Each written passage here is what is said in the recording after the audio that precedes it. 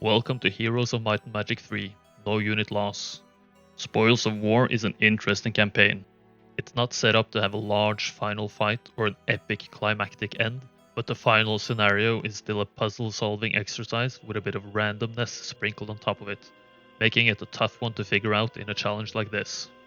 The rules are as follows. At the end of combat screen, no units can be lost. This includes summons. Dismissing or sacrificing units is not allowed. War machines count as units. This means ammo cart, ballista, first aid tent, or catapult. Resurrection is allowed. Quick combat is allowed as a time saver. And scenarios are played at the recommended difficulty. Now, with that out of the way, scenario number 1, Borderlands. The objective is to flag all mines on the map. I play as Fortress, the defense-focused faction. I face off against the embarrassingly weak Red, who are unable to build up their towns, basically at all. So since they are of no threat, I have to create my own mini objectives. Get all permanent stats in the scenario possible. Get to level 12 on my main hero, the scenario maximum. And get all level 1 and 2 magic spells. The last one may sound a little bit odd. Why don't I go for level 4 or 5 spells, like in the previous campaigns? Because Fortress can only build up to Mage Guild level 3, and the castle towns are locked to a maximum of Mage Guild level 2. Same thing in the next scenarios as well, with the exception of one single castle town in the final scenario. This means I need to have a might-based approach. Luckily, Fortress have good might heroes, Beastmasters. The obvious choices are Tazar, Broghild, and Alkin. Tazar because of his armor specialty, Broghild because of his wyvern specialty, and Alkin because he starts with both offense and armor, both good might secondary skills. As you can already tell, I went with Alkin. But why? Initially, I planned on solving a neutral fight problem in the last scenario with Broghild's +1 to wyvern speed and a +1 speed artifact. But in the end, the wyverns are just too squishy, and scouting isn't necessary when I know the map layouts.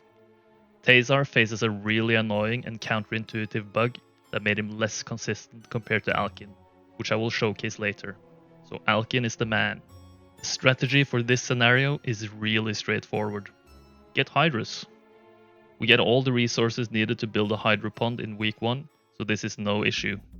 Having just 2 Hydras in week 2 lets me steamroll Red, all the mine guards, and power level to level 12. It really is that simple, especially as the Hydras have no enemy retaliation. But I reset this first scenario off screen a bunch of times, because I really wanted logistics on Alkin. I also needed earth magic, so I could mass slow in case I needed it in the final scenario. Slow is extremely powerful, especially for a tier 1 spell. Expert Earth also lets me cast Mass Shield and Stone Skin should I need the extra defense. The permanent stats available in this scenario are +1 attack, +1 defense, and +3 power. Building up Cage of Warlords in my fortress towns give me an additional +2 defense as well.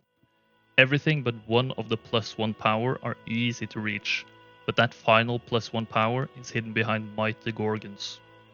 After taking care of Red and flagging all but the final gold mine, I build up the Mage Guilds to level 2, level Alkin to 12, and collect every stat up except the Mighty Gorgon one.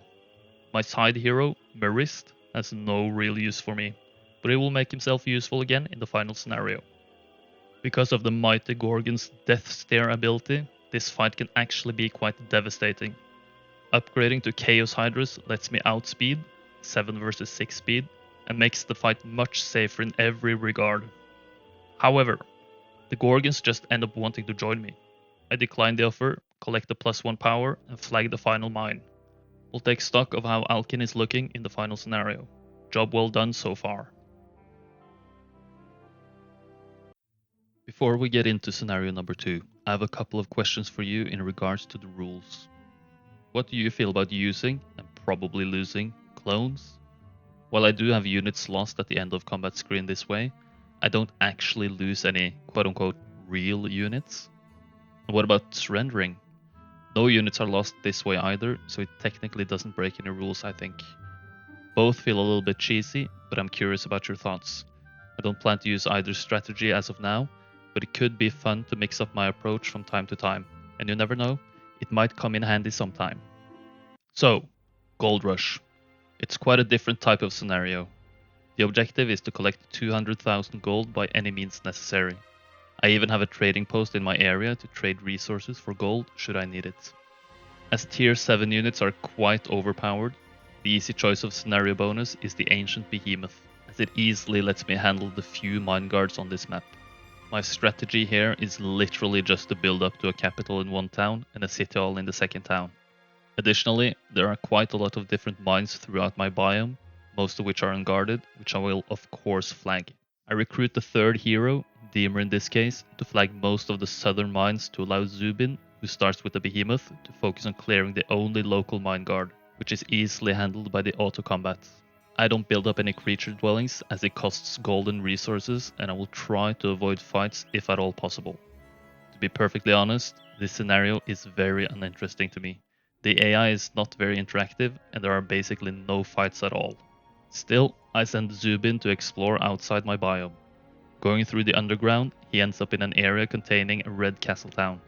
Again, using the Ancient Behemoth, Red's hero is easily disposed of.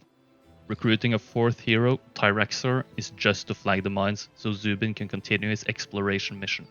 On week 3, day 2, I encountered the first potential threat. I say potential because in all my playthroughs of this scenario, I have yet to be actually attacked. I'm not about to find out if Red will actually attack in this case, so I still run off, but I suspect the threshold of aggression for Red is just extremely high. Some more resource collecting later, and I send Shiva over to the trading post to trade my massive amounts of resources for gold. I probably could have finished this a day earlier, but this is not a speedrun, so it doesn't really matter. With over 220,000 gold, I finished this scenario on week 3, day 6. We are already on to the final scenario. The final scenario of this campaign, Greed, lets me choose between the fortress heroes of the first scenario and the stronghold heroes of the second one.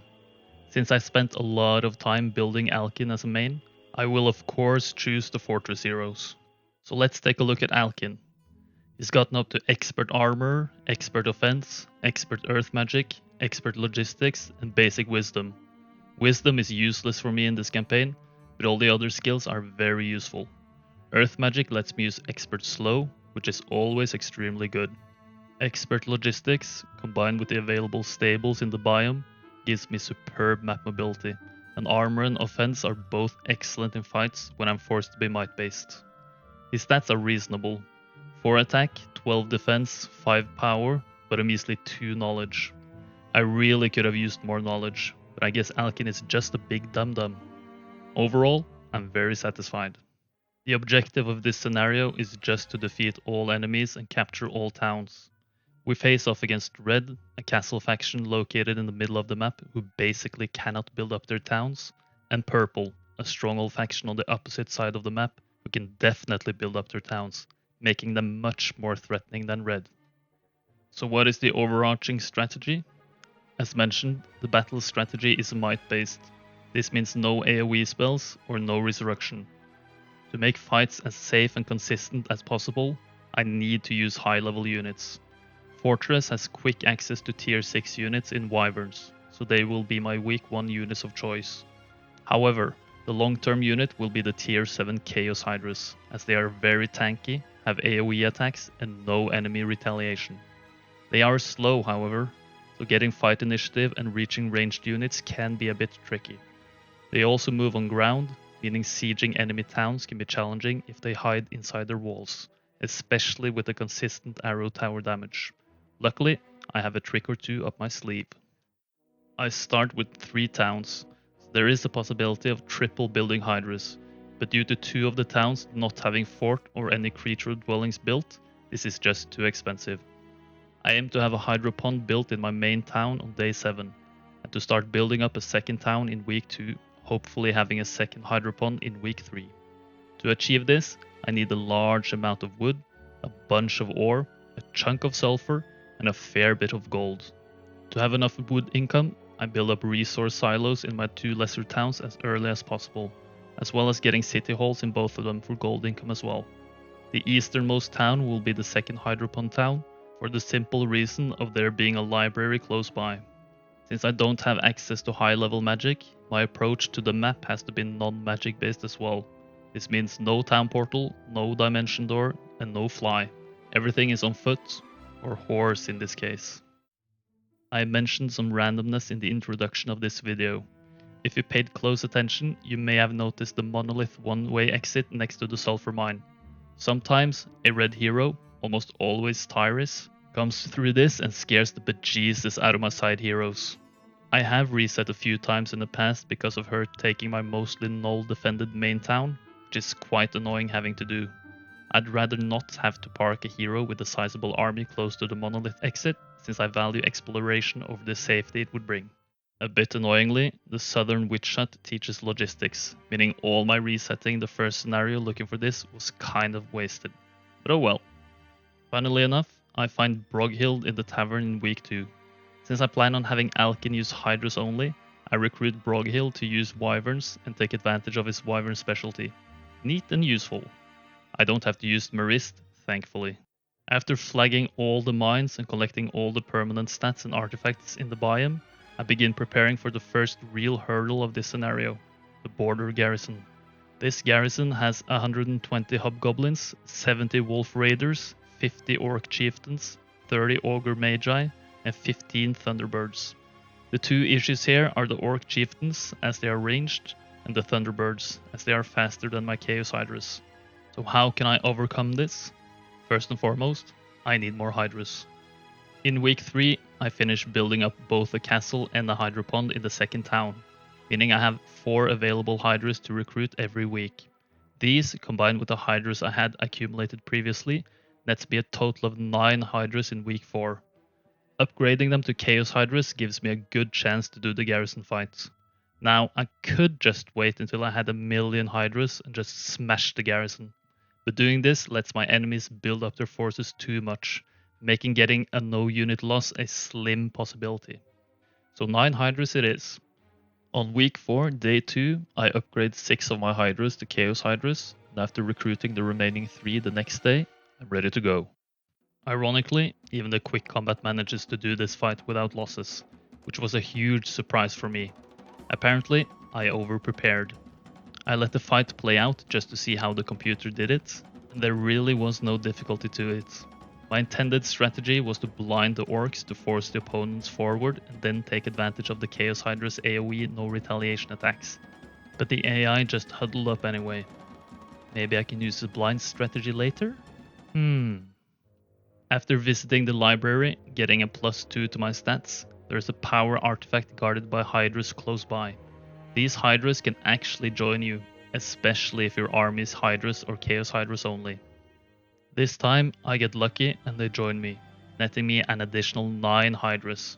My position is looking extremely good at the moment. Broghild will accompany Alkin in exploring outside my biome, so I upgrade his Wyverns to Wyvern Monarchs to help him out.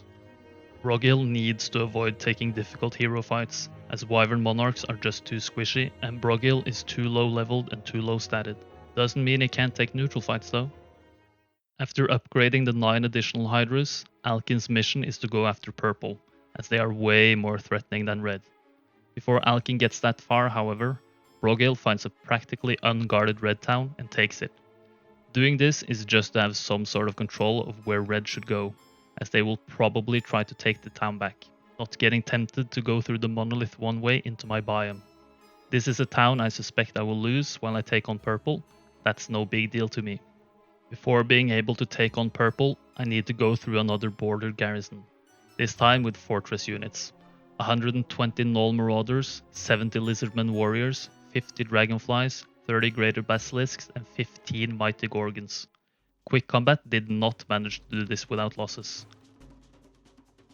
Immediately, the Dragonflies go on the offensive, which surprised me a little bit.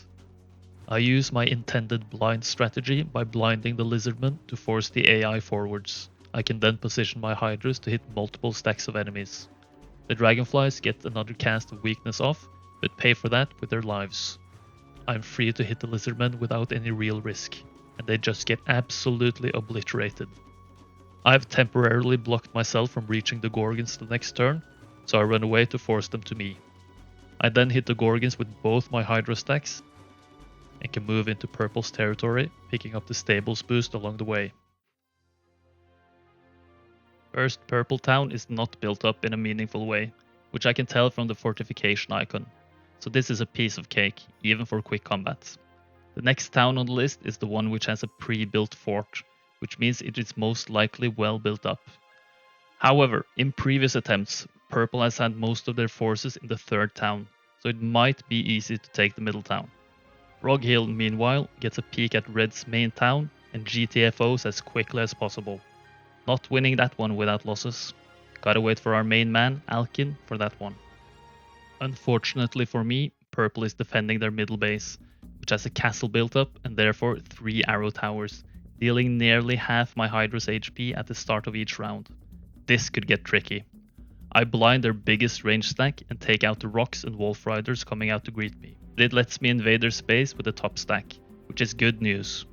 Cure heals a bunch of HP and makes this a breeze from here on. A quintuple bite kills the imps and the gogs. Then the AI gives me a path to their orcs by sending the goblins into the Hydra meat grinder.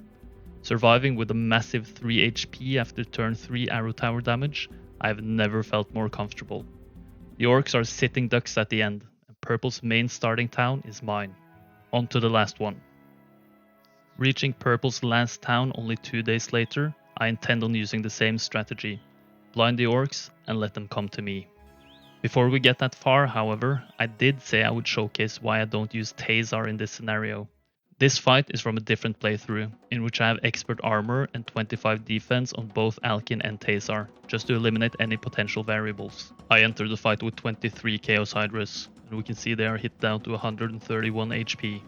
Reloading and trading the Hydras over to Tazar, we enter the fight on the same day, same army amount, same enemy hero, etc. Now my Hydras are hit down to 112 HP. That's quite a bit more. This difference in damage taken makes this fight quite a bit more complicated to solve. Not impossible, mind you, but more problematic. The bug is related to armor. Heroes with armor take their bonus defense as extra damage taken from arrow towers. For instance, expert armor gives 15% damage reduction usually. With arrow towers, expert armors gets to 15% extra damage taken instead. Tazar's armor specialty makes his armor more effective in regular fights, but way worse in siege fights, which this scenario has quite a few of, hence why Alkin is the superior option in my opinion. Having this in mind, I enter the fight with a blind strategy ready to use. Purple's hero, Zyron, sends out the wolf riders and goblins, which leave the gate open for my Hydras. However, this time, the arrow towers focus the same Hydra stack twice. This means I have no room to take another round of damage from them. Cure only heals up to 98 HP, as I don't have water magic or massive amounts of power. I take out the goblins to give myself free passage to the blinded orcs, but then I get taken down to 58 HP after rocks come out to get a hit in. So how do I solve this? Well, the arrow towers have a priority hierarchy which it follows.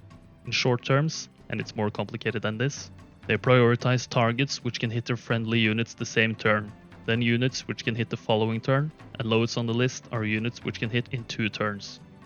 Moving my low HP Hydras sufficiently backwards should, hopefully, make the arrow towers focus the other stack.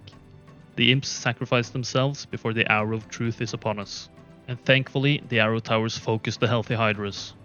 Sometimes the weight of my brain is just too difficult to carry around efficiently. Taking out the orcs, and all of Purple's towns are mine. The weight of my brain has also made me forget to equip the powerful chest artifact, which would have made Cure more effective. But we can't all be perfect all the time, can we? A sneaky purple hero heads for the unguarded northern stronghold town and gets hold of it. But it's easily taken back by Alkin, and Purple are officially vanquished, leaving only the, hopefully still, weak Red. On the way to Red's towns, Broghill has now accumulated 36 Wyvern Monarchs and sets his sights on the best stat boosting artifact in the game, Helm of Heavenly Enlightenment, guarded by a pack of behemoths, even sporting some ancient ones in the mix. A bless cast and strategic wait turns, and this fight is easy peasy. Trading this amazing artifact over to Alkin sets him up to absolutely eradicate all traces of Red's existence. Broghill, meanwhile, is allowed to participate a little bit by taking the mostly unguarded eastern town. Quick combat makes quick work of Red's main town and their last castle town as well. They could potentially have taken a fortress town located in the south, but if they have, I will cross that bridge when I get there. Their main hero, Sorsha, is hiding close by, so my extremely overpowered Alkin heads straight for her for an epic final showdown. And quick combat just smacks her around. Only Tyr is left now, and she is hiding close to the southeastern Border Garrison. Alkin catches up to her, and she has some sort of army. Instead of quick combating, I let the in-fight auto-combat finish the job. The difference in stats is just too massive to overcome for her. This scenario would probably have been much more challenging had the 9 neutral Hydras not joined me after breaking through the first Border Garrison. However, I take advantage of everything I can, so it is what it is.